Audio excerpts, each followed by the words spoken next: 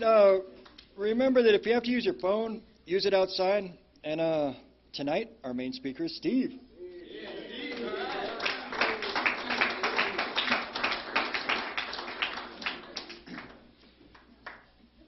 I'm Steve. I'm an alcoholic. Here for two reasons. One is I'm an alcoholic. Powerless over alcohol. Can't drink successfully. Can't keep myself from drinking. And the other reason is I figured out how not to drink. And that's what you want to hear about, I think. So I will say that I celebrate my sobriety from January the 17th, 1970. I was 22 years old when I got sober. So if I make it another 3 weeks, I will have 49 years of sobriety.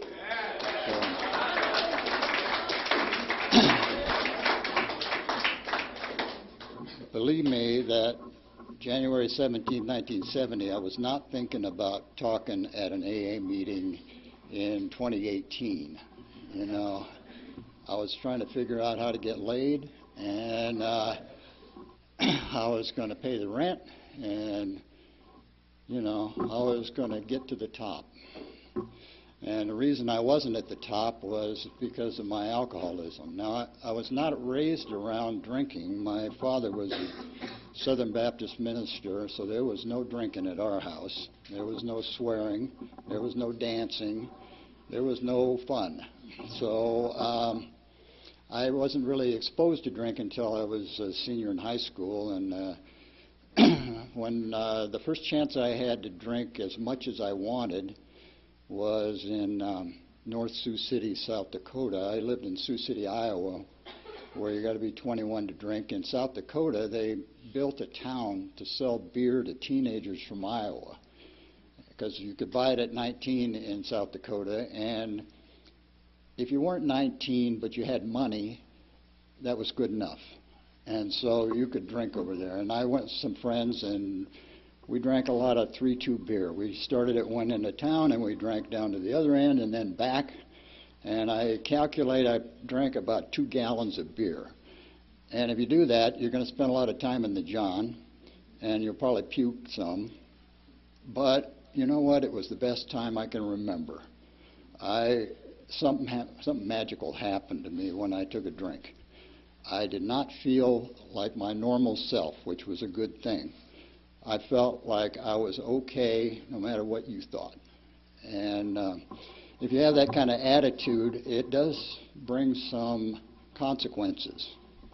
So after drinking for a couple of months, I got arrested for drunk in public, because my policy was drink as much as possible, as fast as you can, before somebody stops you. And when you do that, you're going to fall down. And then the cops are going to come and haul you away, which is a bad thing if your dad is the Baptist minister. And so I was arrested the first time about 2 months into my drinking. And I was put on probation by the judge, and they give you a list of stuff, mostly stuff not to do. First thing on the list, no drinking. I was pretty sure they didn't mean like no drinking. They really meant don't get caught drunk. And so that was my policy. I would try not to get caught drunk, and I failed miserably, because I never got off probation until I was sober about 3 or 4 years. Not the same one, but probation was never over. And back then they didn't have computers, and so if you moved around a little bit, you could get arrested, and they didn't know that you were already on probation. And so at one time I was on probation under 3 different judges, all for drinking, and all of them told me no drinking. They generally, if you saw them the second time, they'd tell you that they didn't ever want to see you again in their court. Well, I didn't want that either, but it was likely to happen, because I could not keep myself out of trouble. I just, the first arrest, my dad grounded me forever. He said, "You're never leaving the house again." But it was too late, because I already knew there's stuff happening out there that I got to be in on. So I waited till everybody went to bed. I crawled out the window. I went downtown, but it's a lot of work if you have to do that. So I came up with a plan, which was I decided to go to college. I picked one about 2,000 miles away. It was a Baptist college, so my dad would send money. And I went off to college. And back when I got sober, they used to have a chart on some of the walls in the clubs, and it had it was like a graph of the decline of alcoholism. And that's exactly what my transcript looked like in college. It started up here and dropped off steeply and then hit the bottom there. About the third semester, I vanished during Christmas vacation and never returned. And I was already fumbling my way through life, but drinking at every opportunity. And I dropped out of school and I managed to get some work, but working when you drink is not easy. I got a job as a janitor, so I was unsupervised at nights, and eventually lost that job because I was cleaning a beauty salon, and they had beer in a refrigerator, and I drank all the beer and passed out under one of the dryers, and they came in the morning, place is dirty and the janitor's out cold, and so I lost that job, which then caused me to lose a girlfriend. And I remember I was about to get evicted because I'd spent all the money for the rent on drinking, and I went to a party. I figured we'd have a party at my place while we still had a place to have a party. But it was Thursday, and the good night for a party is Friday, so we had a warm-up party at somebody else's house. So I went over early and started drinking, and I stayed for the party. Everybody else came. They went home. I cleaned up what was left. And I was walking home because I had to sell my car to pay the fine for being drunk in public. So I was on foot. And I remember I saw a cop coming, and I remembered all of a sudden that I had these 3 probations going, and I was not supposed to get caught drunk, and I was just about to get caught drunk.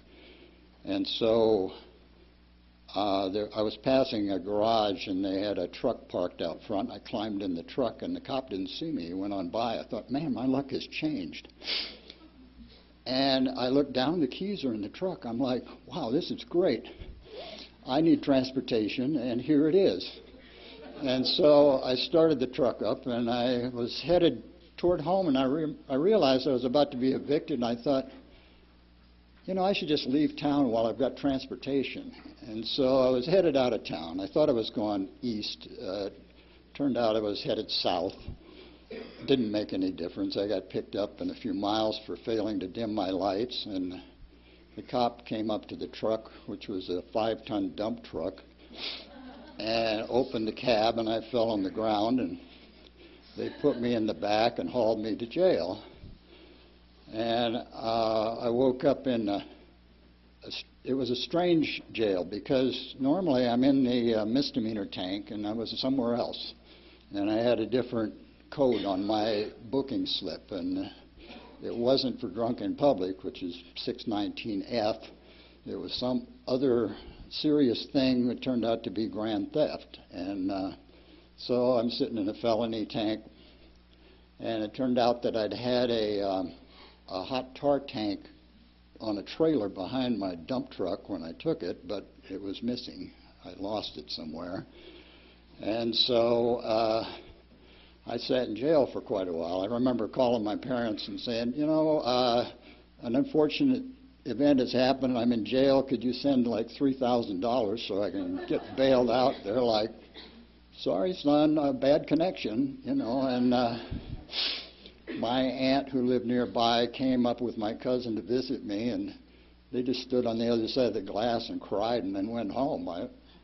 No help from them, so I'm just in jail. And eventually my luck was good enough that they figured out they wouldn't get any restitution if I was in jail, so they lowered the charge to joyriding and let me out on bail for less money than $3,000. And I remember getting out about 6 in the morning and went directly to the Circus bar next to the bus station to have a few drinks and forget about this horrible jail experience, you know. And it didn't really register with me that I was in there because of drinking, that I was causing all of the troubles I'm trying to forget are being caused by my behavior while I'm drinking. And I'd already attempted to quit drinking once. The apartment complex I was living in, there were some Hells Angels that lived in the back, and they were having a party one night, and I went with somebody over there, and I was drinking quart bottles of Coors, and then somebody came in with a case of gallons of Red Mountain wine. And I don't know if they even still make it. It's probably illegal now. I don't know. But anyway, I grabbed a gallon of Vin Rosé. So I was drinking Red Mountain and Coors. And somewhere, I think I might have tried to hit on one of the guy's girlfriends or something, and they decided that I wouldn't be alive much longer if they left me at the party. So somebody took me out to somebody's car and dumped me in there. And I remember waking up in a big puddle of puke in this poor guy's car. We probably just had to abandon it later, I'm sure. But I decided to quit drinking because, you know, if you've ever had a Red Mountain hangover, there's really nothing quite like that.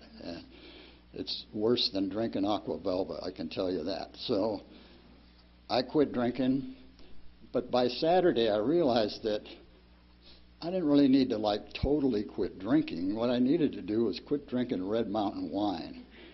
And so I laid off the Red Mountain and I felt a lot better. And you know, this is the kind of logic that we use as alcoholics, is whatever logic will give us the answer that we already know we want. It isn't actually an experiment. It's a find the answer that I want to have. And the answer I wanted to have was, I want to be able to drink and get away with it. I want to be able to drink and not have the cops hassle me. I want to be able to drink and not puke all over myself in the morning. I want to be able to drink and not get fired. I never did figure out how to do that, but I kept trying. I do not give up. I'm going to pursue it to the end, and I nearly did. I was in, most of my drinking happened in Riverside, California, and I just could not stay out of trouble, and it came a point where I just needed to leave town. And I went to my friend Eddie, like my last friend, Eddie. I said, Eddie, I need $10. He said, what for? I said, I'm going to New York. He said, okay. So he gave me $10, and I stuck out my thumb and started hitchhiking to New York City. And I left town the day before my 21st birthday. I had my first legal drink in Albuquerque, some beer or something. I was taking amphetamines to stay awake while I'm hitchhiking, so drinking was a little hazardous. But I woke up the next day in jail in Pampa, Texas, which is somewhere near Amarillo. It's not easy to find on a map, but it doesn't matter. Nobody would want to go there on purpose anyway. And I remember thinking, man, you have gone over the edge this time. I looked out, they had chicken wire on the windows, and I looked out and they got like hitching posts in dirt streets. I'm like, man, I'm hallucinating, you know. And I thought, well, I'll break out of this place, and I couldn't get out. And I got depressed, and they had a gas stove in there where I was in the cell, and so I broke the pipe to the stove so the gas is pouring out in there, and I figured I'd just do myself in. And I woke up in a straitjacket, strapped in a stretcher in the back of an ambulance, being hauled away to the state mental hospital. And I remember there was a cop in the back with me, and I struck up a conversation with this guy, And about 5 minutes into the conversation, he whips out a can of mace and sprays me with it. And I'm like, well, shit, that's not professional, you know. I'm all strapped in here. I can't do anything about it. But I'm sure it tells you a little bit about my personality, you know, that even if you can't actually do anything to anybody, they're still pissed off at you, and they don't want to have you talking to them, you know. And so they hauled me away to Wichita Falls, and I was in the mental hospital for a little bit.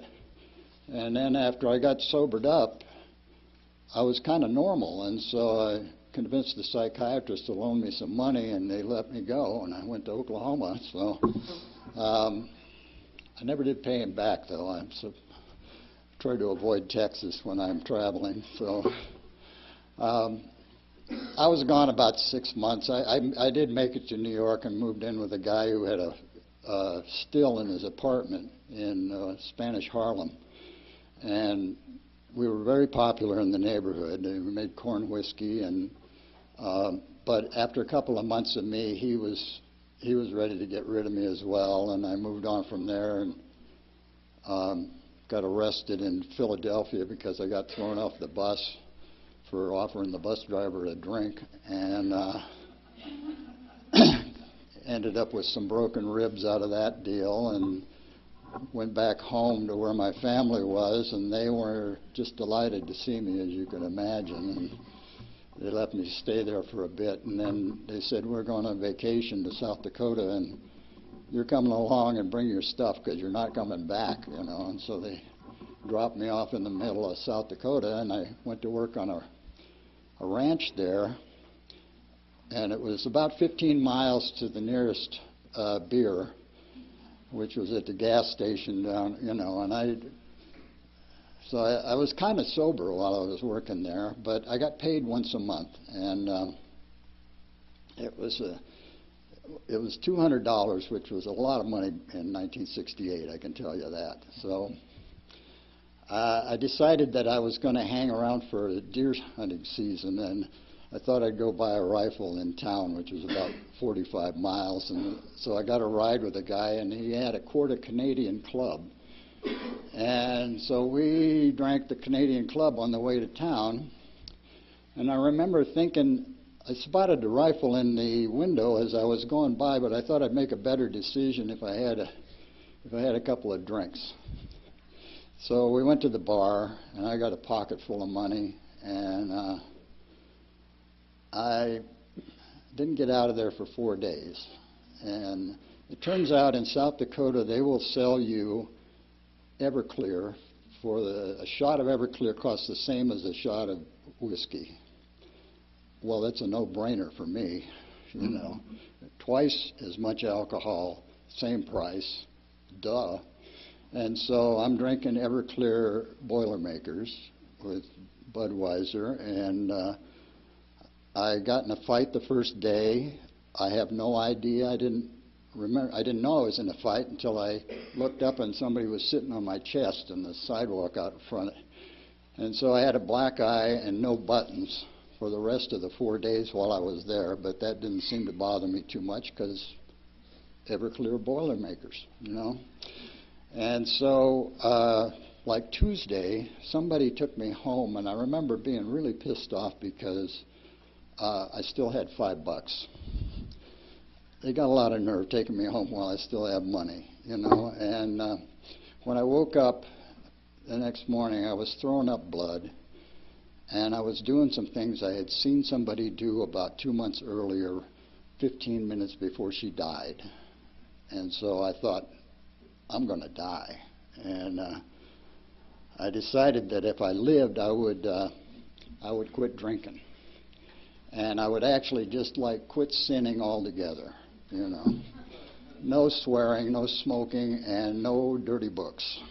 And so I made it like 3 days without a cigarette, and I needed to smoke. And so I started smoking. And, you know, if you're going to smoke, you might as well swear and read dirty books, too. So I did it. But I did not drink because I just knew I was going to die. And so I made it for about 3 weeks, and I was still going down to the gas station and playing cards with the guys and drinking Cokes, you know. And then it occurred to me, you know what, if I was really like an alcoholic or something, I wouldn't have been able to quit drinking for this long. Everybody knows alcoholics can't quit drinking, and I just quit drinking, you know. So I may have overreacted to this alcohol problem, you know, but I think I'll just do a test. And so I did a test where I drank 2 beers and nothing else. And I waited around for the compulsion to take over. And I thought like the compulsion to drink would be where you punch the guy next to you and take his beer. And I didn't do that. So I'm like, well, this is going well. So the next night I had like 4 beers, waited for a compulsion, never happened. So third night, maybe about 6. I never did get the compulsion back, you know. So I'm just like, yeah, I think we're good. So then I'm back, you know, drinking normally.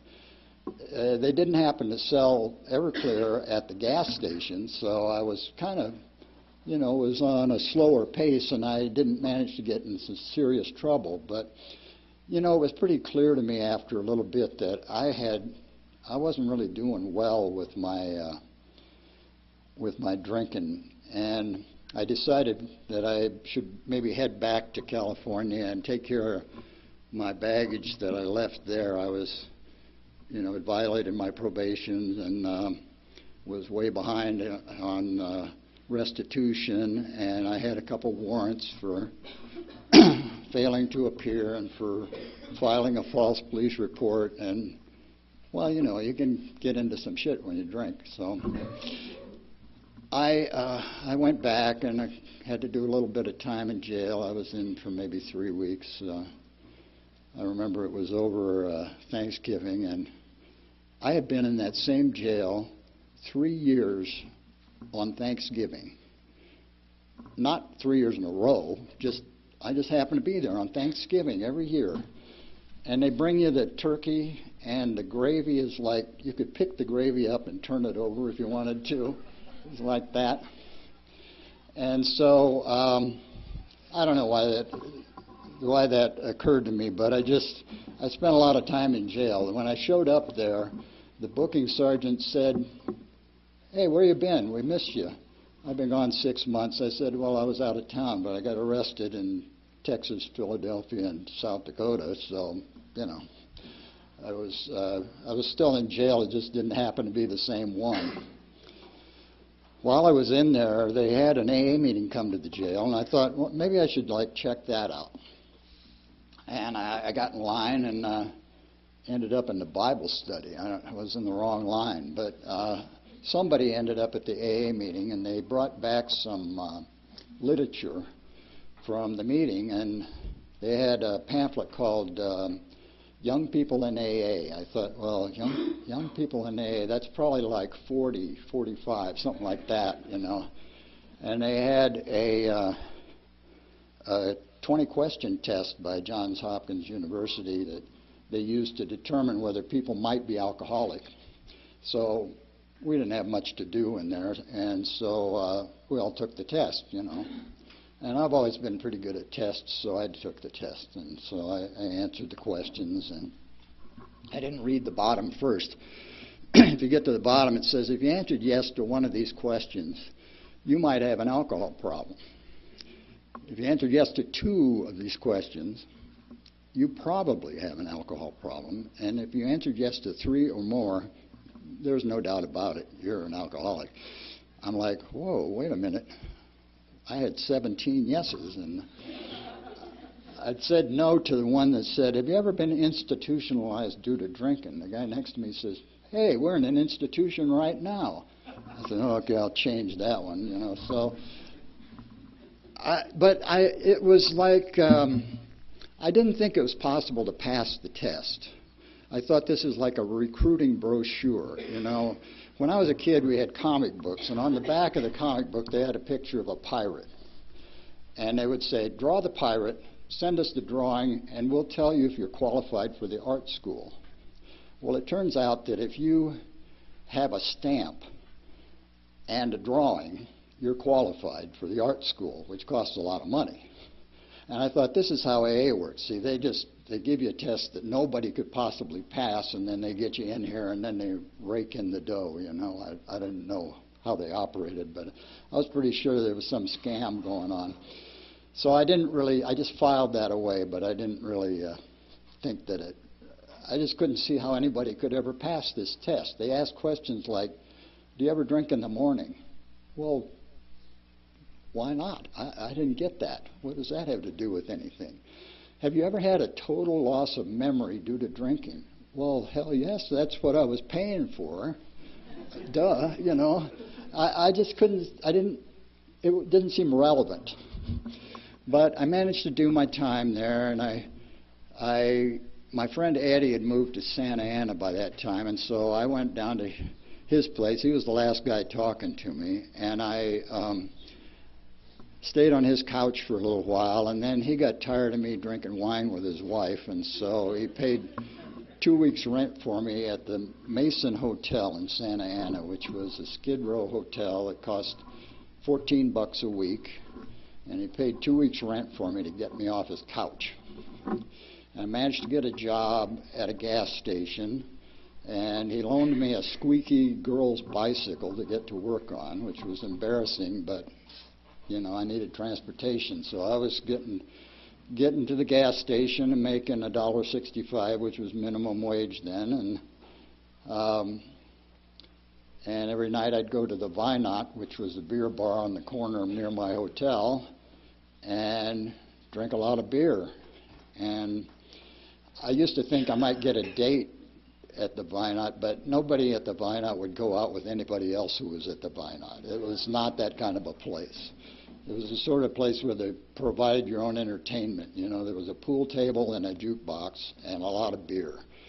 And one day I came into work, and the boss had asked me if I had been drinking the night before, and I'm like, yeah, why? And he says, well, you still smell like it. And I had an attack of insecurity. I thought, you know, I may be getting phased out here pretty soon, and I had to close the place that night. And I remember sitting in the office thinking, you know, I should just have a couple beers tonight and go home early and get some sleep, because I never really got enough sleep.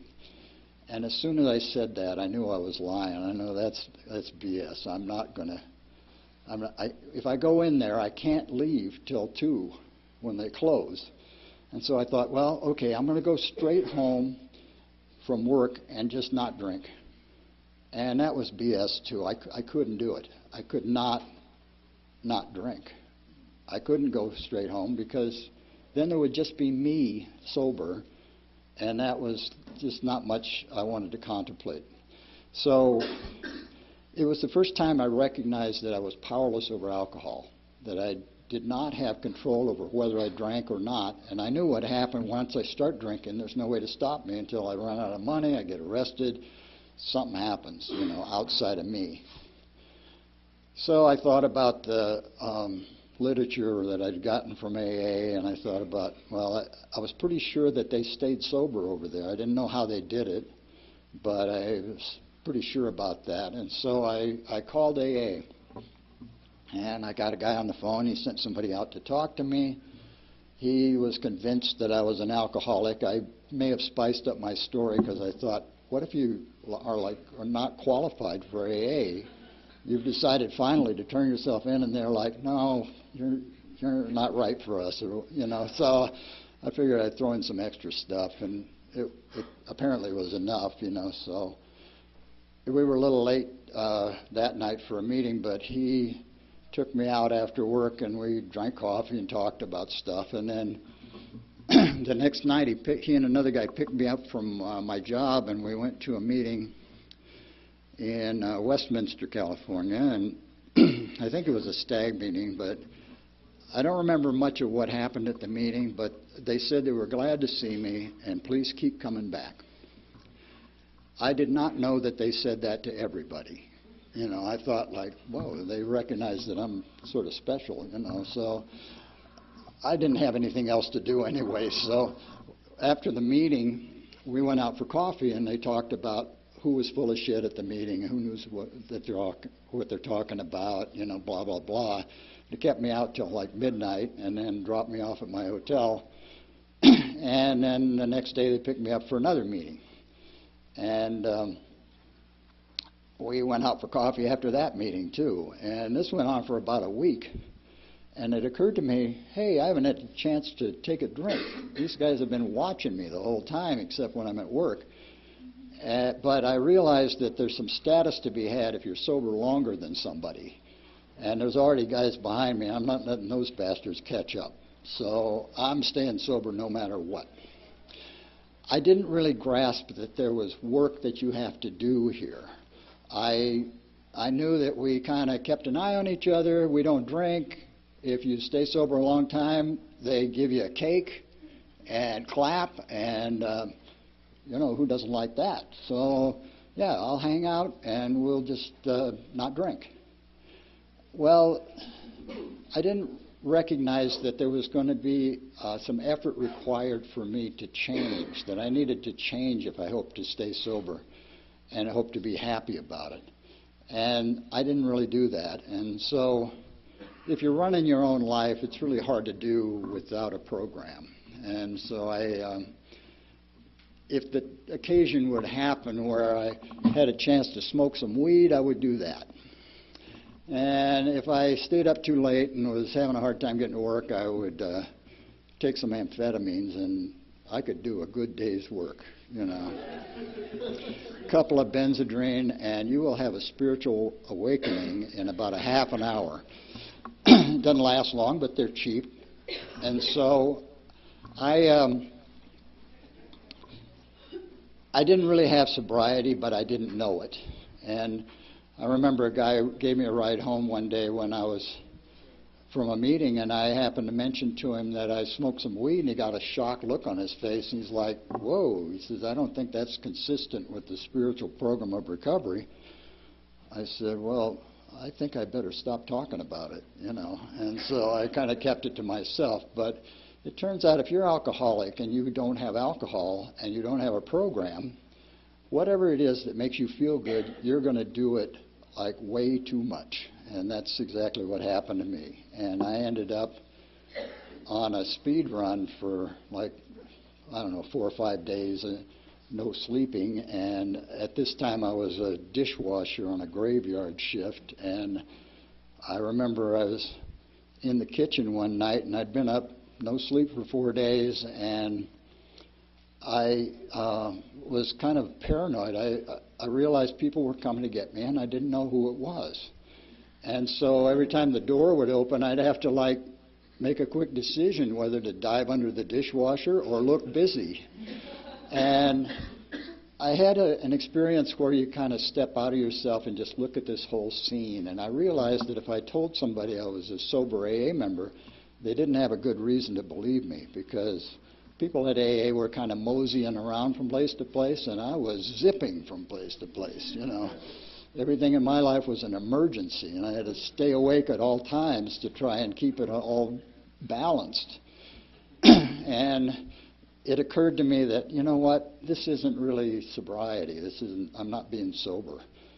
So I went to a meeting the following day. It was an afternoon meeting in Laguna Beach, and I told them, you know, I've been smoking a little weed, taking some amphetamines, but I haven't had a drink. They're like, well, you got to start over. I'm like, what? I had just had a year without a drink, and now they deducted it. I mean, all those new guys passed me up. I'm like, shit, you know, this is the only thing I actually accomplished in my life up till now is no drinking for a year, and now I'm back at zero. Well, that's where I had to start, was zero. And it wasn't easy because I was kind of crazy. I couldn't sleep. My mind would go to extremes. You know, I'd go to the AA meetings, drink a lot of coffee, we'd talk about spiritual stuff, everything's great. I'd get home and I'd think, what the hell was I thinking? Things suck, and they're never going to get better. And then I'd have to go back to another meeting to get bumped up again. And eventually I was compelled to actually start working some steps. And I will say the first real action was taking an inventory, and I didn't really do it voluntarily. I did it because I was planning to kill myself because AA wasn't working. But I was afraid they would talk about me at my Friday night meeting if I killed myself, and they'd think I was afraid to take an inventory. And so I decided, I'll show those bastards. I'll take the inventory.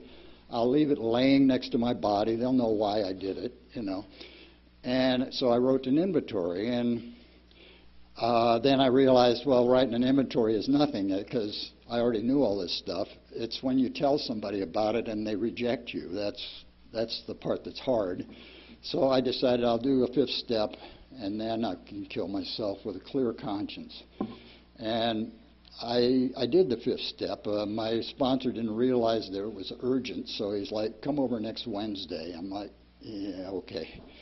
And I told him everything on it. I didn't really want him to hear everything that I was saying, so I was reading kind of fast. And he's like, hold it, let's talk about that. And he dug into all the stuff, all the secret stuff. And when we got through, he had told me about himself, and he was like me, only more so. And yet he was sitting there sober with a life. He had a house and car and a wife and a life. And when I got through doing my fifth step, I realized that, you know what, if I kill myself, I might be jumping the gun here, that this might work. And another thing happened was that I felt like I was a real AA member, that I was had done something. I had papers, I got witnesses, you know, I've been working the program. And it kind of changed the way I looked at things. So, you know, I have not speeded through the program. I'm not like one on a trying to set a record on how quick you can get through the steps and stuff. I usually do one and then kind of wait for it to soak in a while and see what happens. But my friend Joe used to say you can't coast uphill. And so it would slow down pretty quickly after you stop pedaling, you know. But I have been compelled to work these steps. Eventually I was doing what Ryan was talking about, making amends. And I owed a lot of money and couldn't imagine that I would ever get through with it. But, you know, when I decided that I would do it, the effects started happening within about a month. I started feeling different about myself. And that was something that I had never been able to look myself in the mirror and really like the guy that I saw in there.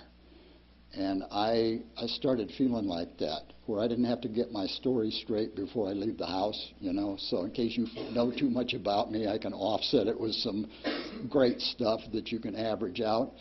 Well, I stopped doing that. And it took a long time. I have to say, I thought of an amend that I hadn't made just 3 or 4 years ago. I'm 45 years sober, and I think, oh, I never did pay for that. And so I had to send off a couple more checks. So I won't say that I'm done, but I have to say that I have become a productive member of society, that I'm not a big drain on society. They don't have to increase the jail budget because of Steve, you know. And I have a good life. It's not perfect. I've had 2.5 wives, and a recent girlfriend just given me up, and so I live with me and my cat. Sammy Davis is my cat, and he and I meditate in the mornings, and he reminds me if I forget to do it. And I go to a lot of AA meetings, and I share my story with people. I go to the same meeting that Ryan goes to. There's a lot of sobriety in there, and I'm 48 years sober, but I'm not the longest sober in that meeting. And you know, I like being around people who know how to live, and that's what people in AA offered to me when I first got here. Was they showed me how to live without drinking. It wasn't a perfect life necessarily, but they had the answers for things that were problems, and I didn't have the answers, and I needed answers. And so I have kept showing up, and I have to say I'm 71 years old now. I was 22 when I got sober. I didn't make plans for being around this long. So I am glad that I am still upright and and especially that I'm still sober. Thank you so much.